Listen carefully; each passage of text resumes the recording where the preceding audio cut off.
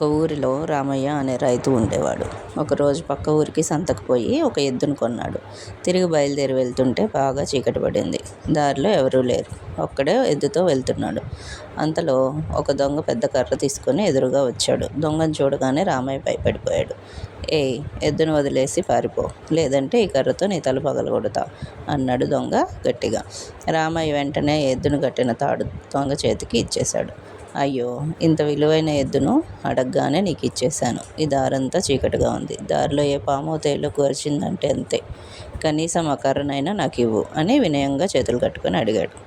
దొంగ ఎద్దు దొరికిన ఆనందంలో కర్రను రామయ్యకు ఇచ్చేశాడు. అంతే. రామయ్య సర్రున్న కర్రను పైకెత్తి, రేయ్, మర్యాదగా నా ఎద్దును వదిలిపెడతావా, లేక నీ తల పగలగొట్టమంటావా అని కోపంగా అన్నాడు. రామయ్య కోపాన్ని, చేతిలో కట్టెను చూసి దొంగ అదిరిపడ్డాడు.